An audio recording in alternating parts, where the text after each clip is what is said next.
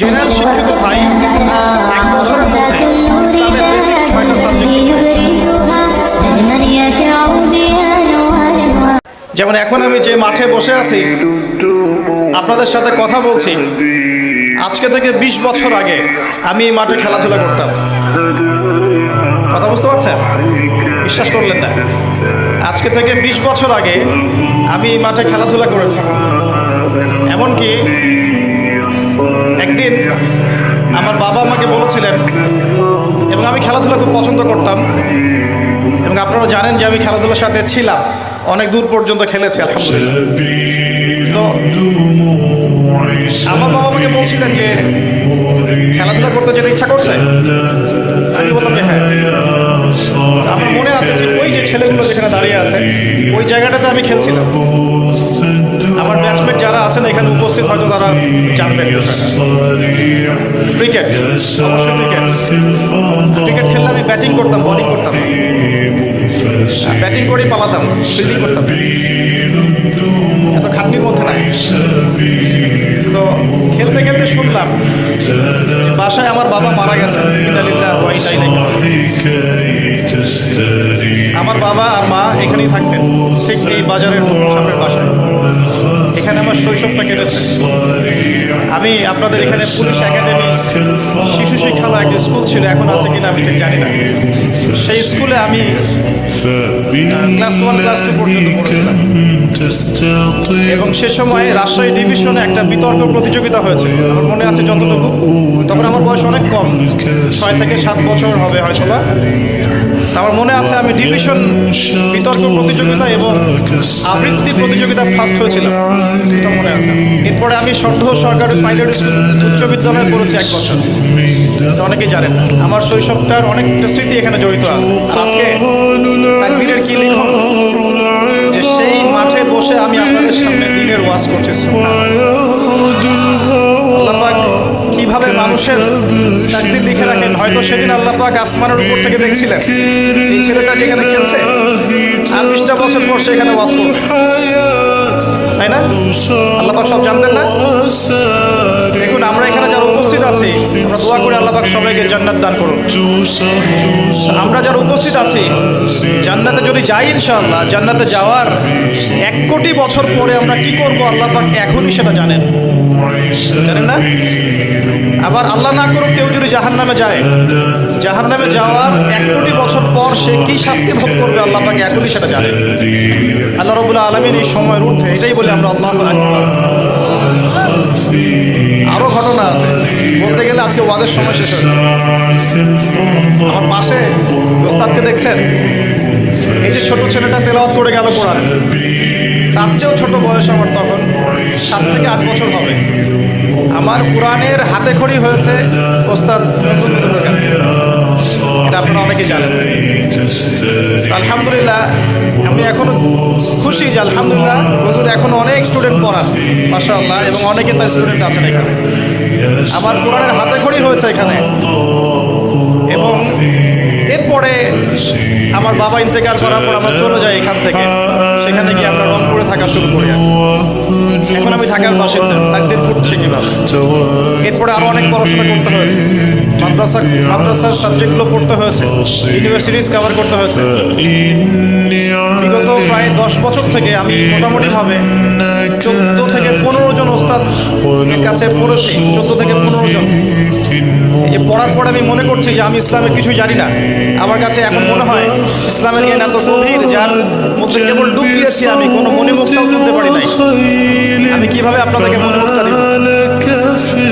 আর এই পথে চলার সময় দেখেছি যে বাস্তবতা আর কোরআন সুন্নাহ এক জিনিস নয়। বাস্তব চলছে একভাবে, কোরআন সুন্নাহ বলছে আরেকভাবে। বাস্তবতায় সুদ খাওয়া মানুষের কাছে ফরজ হয়ে গেছে, কোরআন সুন্নাহ বলছে সুদ খেলে আল্লাহ এবং তার রাসূলের সাথে যুদ্ধ করা হয়। বাস্তবতায় আমরা দেখছি যে প্রত্যেকটা ছেলে মেয়ে, অলমোস্ট এভরিবডি ফ্রি মিক্সিং জেনার সাথে জড়িত। আর কোরআন বলছে আমাদেরকে ওয়ালা তাকরাবুজ জিনা, জেনার কাছেও যেও না। কোরআন সুন্নাহর সাথে বাস্তবতার বিশাল ফারাক। কোরআন সুন্নাহ বলছে আল্লাহ পাকের জমিনে লা ইলাহা ইল্লাল্লাহ এর পতাকা উড়বে, কিন্তু আমরা দেখছি আল্লাহর এই বিশাল জমিন পুরো পৃথিবীতে এখন কাফেরদের পতাকা উঠছে। কোরআন সুন্নাহ আল্লাহ পাক বলছেন পরিবারগুলো হতে হবে আদর্শ পরিবার, জান্নাতের টুকরার মতো। আর আমরা বাস্তবতা দেখছি, দেখুন অলমোস্ট এভরি পরিবারের মধ্যে ফাসাদ আর ফিতনা, মনে হচ্ছে এক একটা জাহান্নামের টুকরা হয়ে যাচ্ছে। আমরা কোরআন শুনে পাচ্ছি মেয়েদেরকে খাস পর্দায় থাকতে হবে, আর আমরা বাস্তবতা দেখছি মেয়েরা বেপর্দায় বাইরে বের হচ্ছে। কোরআন সুন্নাহ বলছে যে সবাইকে দ্বীনের জ্ঞান অর্জন করতে হবে ফরজ। বাস্তবতা দেখছি আমরা মানুষ কোরআনটাও বিশুদ্ধ করে তেলাওয়াত করতে পারছে না বেশিরভাগ মানুষ। কোরআন হাদিস বলছে সালাত যে ব্যক্তি ছেড়ে দেয়, মান তারাকা সালাতান মুতাআম্মিদান ফাকাদ কাফার, কেউ সালাত যদি ছেড়ে দেয় ইচ্ছা করে সে ব্যক্তি কুফরি করে।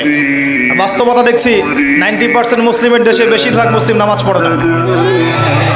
কোরআন সুন্নাহ বলছে যে আপনাকে যাকাত দিতে হবে, নিসাব পরিমাণ সম্পদ হলে যাকাত দিতে হবে, কিন্তু আমরা বাস্তবতায় দেখছি আমরা দান সদকা করতে রাজি, যাকাত দিতে রাজি নই।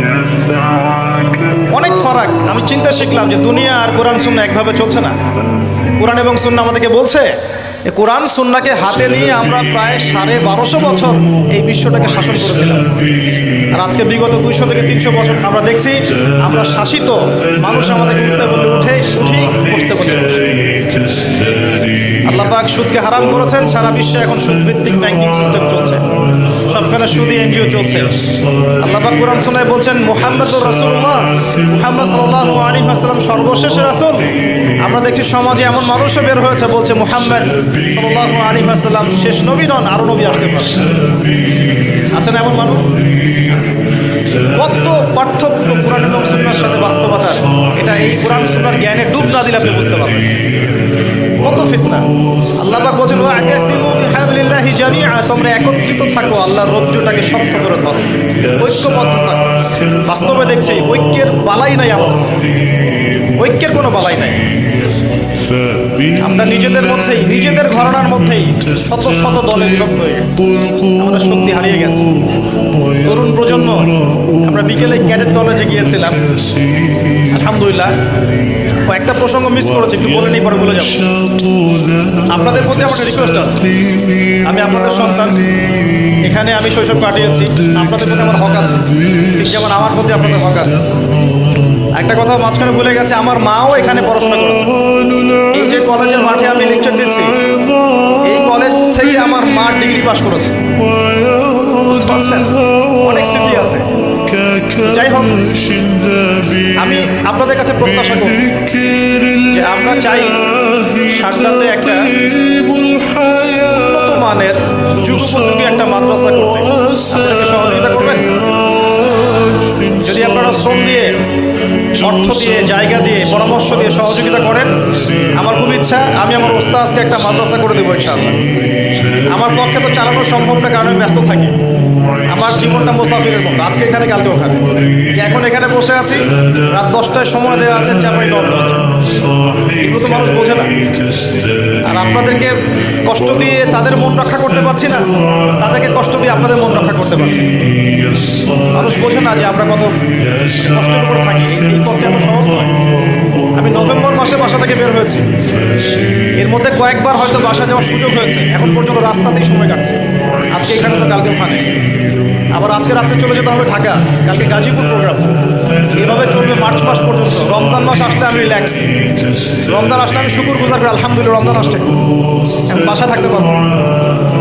তো আমি এখানে থাকতে পারবো না, এই প্রতিষ্ঠান হয়তো আমি চালাতে পারবো না, কিন্তু আমি সিলেবাস, পরামর্শ, ফাইন্যান্স যা যা করার সব কিছু করে আমার ইচ্ছা আপনাদের এখানে একটা সবচেয়ে উন্নত মানের আধুনিক যুগোপযোগী একটা মাদ্রাসা প্রতিষ্ঠা করেন। আপনারা কি সহযোগিতা করবেন?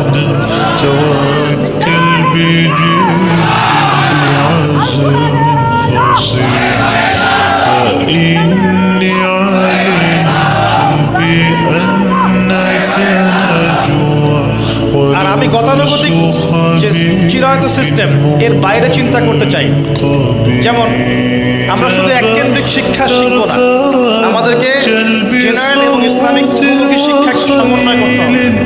এই যদি কোরআন সুন্নাহকে কেন্দ্র করে বিশ্বকে শাসন করতে হয় বা বিশ্বকে চ্যালেঞ্জ করতে হয়, তাহলে এককেন্দ্রিক জ্ঞান জ্ঞান যথেষ্ট নয়, আপনাকে জ্ঞানের ক্ষেত্রে ভার্সেটাইলিটি আনতে হবে। এবং আমি চেষ্টা করবো ইনশাআল্লাহ একদম শুরু থেকেই, বাচ্চা থেকে যেন দাওরা পর্যন্ত প্রত্যেকটা ক্লাসে জেনারেল এবং ইসলামিক শিক্ষার একটা সমন্বয় থাকে, আল্লাহ পাক তৌফিক দান। এবং আমার ইচ্ছা এই প্রতিষ্ঠানটার দায়িত্ব আমি আমার ওস্তাদকে দিয়ে দেবো ইনশাআল্লাহ। এটা হচ্ছে ছাত্র হিসাবে আমার ক্ষুদ্র একটা ঋণ পরিশোধের প্রচেষ্টা। আমি এখন আলহামদুলিল্লাহ কোরআনের অনেকটা অংশ মুখস্থ করেছি। যখন ওস্তাদ আমাকে পড়াতেন তখন আমি হাফেজ ছিলাম না, এখন আলহামদুলিল্লাহ আমার 84 বা 85টা সূরা মুখস্থ আছে আলহামদুলিল্লাহ। তখন আমার এটা ছিল না। তো এই যে সারা জীবন, এবং আমার কিন্তু স্টুডেন্ট আছে অনেক, এবং আমার কিছু প্রতিষ্ঠান গড়ে উঠেছে বাংলাদেশ আলহামদুলিল্লাহ, ঢাকাতে একটা, রংপুরে একটা, ইনশাআল্লাহ রাজশাহীতেও একটা হবে। আর আল্লাহ যদি চান তাহলে সমুদ্রের পরে কক্সবাজার, সেখানেও ইনশাআল্লাহ একটা প্ল্যান চলছে ইনশাআল্লাহ। তো এখানে আরও কিছু কোর্স আমি লঞ্চ করার চেষ্টা করেছি, যেখানে একজন